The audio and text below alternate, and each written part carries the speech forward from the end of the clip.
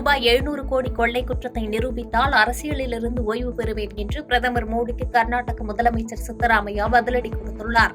மராட்டிய மாநில சட்டசபை தேர்தல் பிரச்சாரத்தில் பேசிய பிரதமர் மோடி, மராட்டிய தேர்தல் செலவுக்காக கர்நாடகத்தில் காங்கிரஸ் கட்சி மது வணிகர்களிடம் ரூபாய் 700 கோடி வசூலித்துள்ளதாக குற்றம் சாட்டினார். இதற்கு பதிலளித்துள்ள கர்நாடக முதலமைச்சர் சித்தராமையா, கர்நாடக சட்டசபை தேர்தலில் பாஜக அடைந்த தோல்வியிலிருந்து பிரதமர் மோடி இன்னும் மீண்டு வராததால் எங்கு சென்றாலும் கர்நாடகத்தை பற்றி பிரதமர் மோடி தவறாக பேசுகிறார் என்று விமர்சித்தார். கர்நாடக மதுக்கடை உரிமையாளர்கள் சங்கத்தினர் அரசியல் நோக்கத்துடன் வழங்கிய புகார் அதிவேகமாக பிரதமர் மோடியிடம் போய் சேர்ந்துள்ளது என்றும், ரூபாய் 700 கோடி மிரட்டி பணம் பறித்த குற்றச்சாட்டு நிரூபிக்கப்பட்டால் அரசியலிலிருந்து ஓய்வு பெறுவேன் என்று தெரிவித்த சித்தராமையா, நிரூபிக்காவிட்டால் அரசியலிலிருந்து நீங்கள் ஓய்வு பெறுவீர்களா என்று பிரதமர் மோடிக்கு சவால் விடுத்துள்ளார். தேவையற்ற பொருட்களை விற்பனை செய்த வகையில் ரூபாய் 2364 கோடி வருவாய் கிடைத்துள்ளதாக மத்திய அமைச்சர் ஜிதேந்திர சிங் தெரிவித்துள்ளார். மத்திய அரசு அலுவலகங்களில் பயன்படுத்தப்பட்ட பேப்பர் உள்ளிட்ட பல்வேறு கழிவுப் பொருட்களை விற்பனை செய்த வகையில் மத்திய அரசு ரூபாய் 2364 கோடியை வருவாயாக ஈட்டியுள்ளது. இதுகுறித்து எக்ஸ் பதிவில் குறிப்பிட்டுள்ள மத்திய அமைச்சர் ஜிதேந்திர சிங், ஸ்கிராப் விற்பனையின் மூலம் 3 ஆண்டுகளில் 2364 கோடி ரூபாய் வருமானம் ஈட்டியதற்காக தொழில் மற்றும் உள்நாட்டு வர்த்தக மேம்பாட்டுத்துறையின் முயற்சிகளை பிரதமர் மோடி பாராட்டியுள்ளார் என்று குறிப்பிட்டுள்ளார். விருதுநகர் மாவட்டம் முக்குளம் கிராமத்தில் அமைந்துள்ள அரசு மேல்நிலைப் பள்ளியில் அமைச்சர் தங்கம் தென்னரசு திடீர் ஆய்வு மேற்கொண்டார். இந்த ஆய்வின் போது மாணவ மாணவியர்களுக்கான கழிவறை வசதி, அறிவியல் ஆய்வகங்கள், பள்ளிக்கான சுற்றுச்சுவர், சமையலறை மற்றும் பிற அடிப்படை வசதிகளை மேம்படுத்தி தரும்படி மாணவர்கள் மற்றும் பள்ளி நிர்வாகம் சார்பில் வேண்டுகோள் விடுக்கப்பட்டது. இதனை கேட்டறிந்த அமைச்சர், பள்ளியில் பயிலும் மாணவர்களின் கல்விக்கு தேவையான அத்தனை வசதிகளும் திறம்பட செய்து தரப்படும் என்று உறுதியளித்தார். இதனை கேட்டறிந்த அமைச்சர், பள்ளியில் பயிலும் மாணவர்களின் கல்விக்கு தேவையான அத்தனை வசதிகளும் திறம்பட செய்து தரப்படும் என்று உறுதியளித்தார். அப்போது பள்ளி மாணவர் ஒருவர் மாலை நேரங்களில் பள்ளியில் இருந்து வீடு திரும்புவதற்கு ஏதுவாக பேருந்து வசதி ஏற்படுத்தி தர வேண்டும் என்று தெரிவித்தார். இதற்கு உடனடியாக நடவடிக்கை எடுக்கப்படும் என அமைச்சர் உறுதியளித்தார். முன்னதாக மறையூரில் அமைந்துள்ள ராணி மங்கம்மாள் சத்திரத்திற்கு சென்ற அமைச்சர் திடீர் ஆய்வு மேற்கொண்டார்.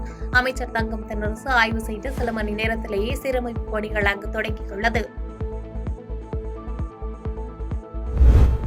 அதிமுக கள ஆய்வு குழுவினருடன் எடப்பாடி பழனிசாமி சென்னையில் இன்று ஆலோசனை நடத்தினார். தமிழ்நாடு முழுவதும் மாவட்டம் வாரியாக ஆய்வு மேற்கொள்வது பற்றி அக்கட்சியின் கள ஆய்வு குழுவுடன் ஆலோசனை நடத்தினார்.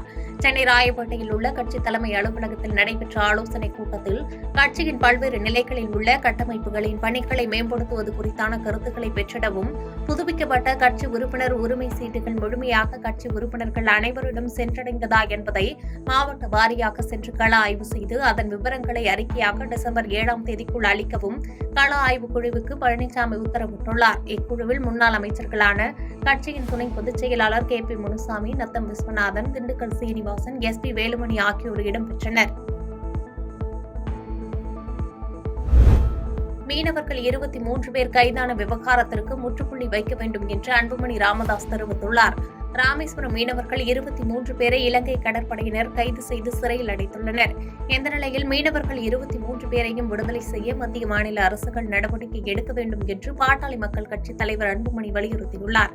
இது தொடர்பாக அவர் வெளியிட்டுள்ள அறிக்கையில், இந்திய இலங்கை கூட்டு பணிக்குழுவின் கூட்டத்தில் எடுக்கப்பட்ட முடிவின்படி மீனவர் சிக்கலுக்கு தீர்வு காணும் வகையில் இருநாட்டு மீனவர் சங்கங்களின் பிரதிநிதிகள் பங்கேற்கும் பேச்சுக்களை விரைந்து நடத்த மத்திய மாநில அரசுகள் ஏற்பாடு செய்ய வேண்டும் என்று கேட்டுக் கொண்டார். தமிழ்நாட்டில் இன்று 9 மாவட்டங்களில் மழை பெய்ய வாய்ப்புள்ளதாக வானிலை ஆய்வு மையம் தெரிவித்துள்ளது. திருவள்ளூர், சென்னை, செங்கல்பட்டு, காஞ்சிபுரம், விழுப்புரம், கடலூர், மயிலாடுதுறை, நாகை, திருவாரூர் உள்ளிட்ட மாவட்டங்களில் மழை பெய்யக்கூடும் என்றும், தமிழ்நாட்டில் கடந்த 24 மணி நேரத்தில் தஞ்சை மாவட்டம் பூதலூரில் 2 சென்டிமீட்டர் மழை பெய்துள்ளதும் தெரியவந்துள்ளது. காற்றழுத்த தாழ்வு பகுதி உருவாவதில் தாமதம் என இந்திய வானிலை ஆய்வு மையம் தெரிவித்துள்ளது. தமிழ்நாட்டில் வடகிழக்கு பருவமழையின் 2வது சுற்றுக்காக காத்திருக்கும் சூழலில் அதற்கான காற்றழுத்த தாழ்வு பகுதி வங்கக்கடலில் உருவாவதில் தாமதம் ஏற்பட்டு வருகிறது. ஏற்கனவே கடந்த 6 அல்லது 7ஆம் தேதிகளில் உருவாகும் என முதலில் தெரிவிக்கப்பட்டு பின்னர் 8, 9ஆம் தேதிகளில் உருவாகக்கூடும் என வானிலை ஆய்வு மையத்தால் தெரிவிக்கப்பட்டது. அதன் தொடர்ச்சியாக நேற்று உருவாவதற்கான சூழல் இருப்பதாகவும் சொல்லப்பட்டது. 3 முறை காற்றழுத்த தாழ்வு பகுதி உருவாவது தள்ளி போன நிலையில் மியான்மர் கடல் பகுதியில் இருக்கும் காற்று சுழற்சி வடகிழக்கு காற்றை தடை செய்வதால் தான் இந்த தாமதம் ஏற்பட்டு வருவதாக இந்திய வானிலை ஆய்வு மையம் தெரிவித்துள்ளது. அடுத்த 36 மணி நேரத்தில் தெற்கு வங்கக்கடல் பகுதியில் குறைந்த காற்றழுத்த தாழ்வு பகுதி உருவாக வாய்ப்புள்ளதாக தெரிவிக்கப்பட்டுள்ளது.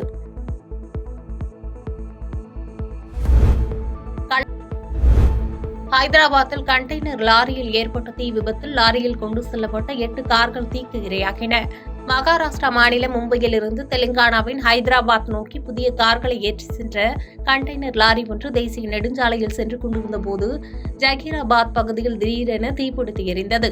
உடனடியாக லாரியை அங்கேயே நிறுத்திய ஓட்டுநர் லாரியில் இருந்து இறங்கி உயிர் தப்பினார். தகவல் அறிந்து அங்கு சென்ற தீயணைப்பு வீரர்கள் தீயை அணைக்கும் பணியில் ஈடுபட்டனர். இருப்பினும் லாரியில் ஏற்றிச் செல்லப்பட்ட 8 கார்களும் எரிந்து சேதமானது. தீக்கு இரையான கார்களின் மதிப்பு பல லட்சம் இருக்கும் என கூறப்படும் நிலையில் மின்கசிவால் தீ விபத்து ஏற்பட்டிருக்கலாம் என முதற்கட்ட தகவல் வெளியாகியுள்ளது. கியூபாவில் அடுத்தடுத்து 2 நிலநடுக்கம் நிகழ்ந்துள்ளதால் மக்கள் அச்சமடைந்துள்ளனர்.